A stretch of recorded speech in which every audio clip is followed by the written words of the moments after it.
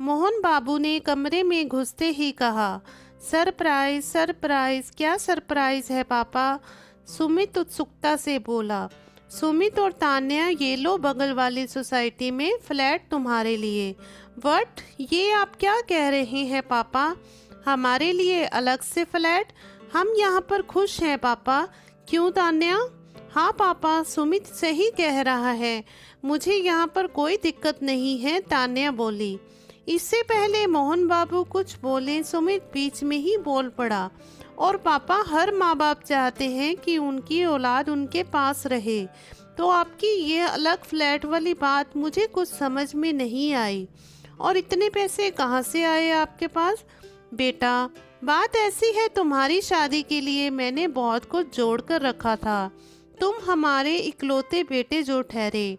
बड़े अरमान थे, ये करूँगा वो करूँगा, पर सब धरे के धरे रह गए, क्योंकि तुमने लव मैरिज जो कर ली, तो शादी के ताम झाम में होने वाला मेरा खर्चा बच गया, तो उसी से तुम दोनों के लिए एक फ्लैट खरीद लिया। तुम दोनों कमाते हो, दोनों सुबह ऑफिस निकल जाते हो, ईएमआई है कुछ सालों की, भर दिया करना, और कल को बच्चे होंगे तो उनके भविष्य के लिए अपना मकान होना बड़ी बात होगी। लो संभालो पेपर्स, कहकर मोहन बाबू ने पेपर सुमित और तान्या को दे दिए। आखिर दोनों ने पहले तो ना नुकर की, मगर जब मोहन बाबू जिद पर अड़े रहे तो अलग फ्लैट में रहने के लिए राजी हो गए। अपना सामान लिए बगल वाली सोसाइटी में शिफ्ट हो गए।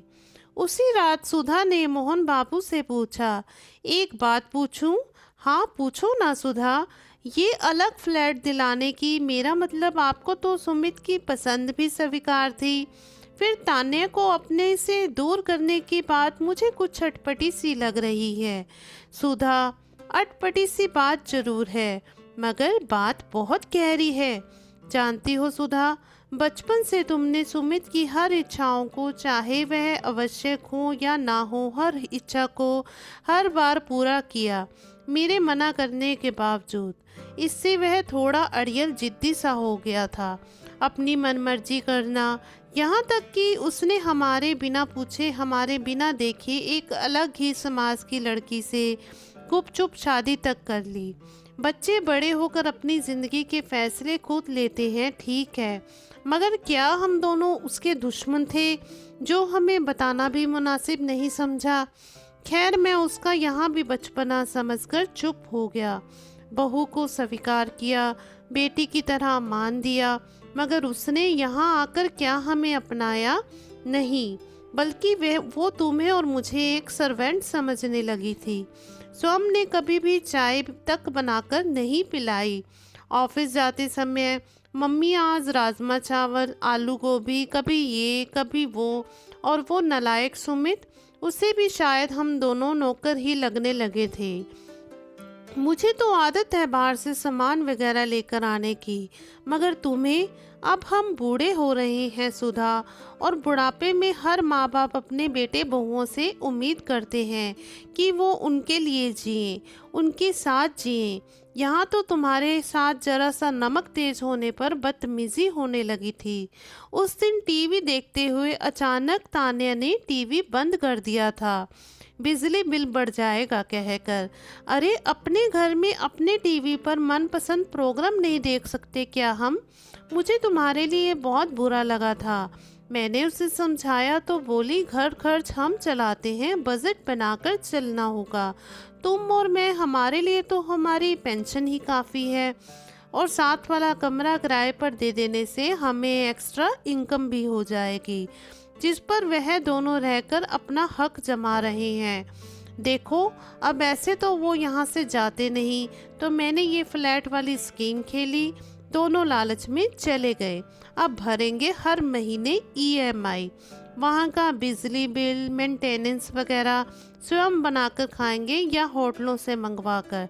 तब पता चलेगा माँ बाप क्या होते हैं, उनके होने ना होने का फ़र्क। मगर ये सब करना ज़रूरी था क्या सुधा?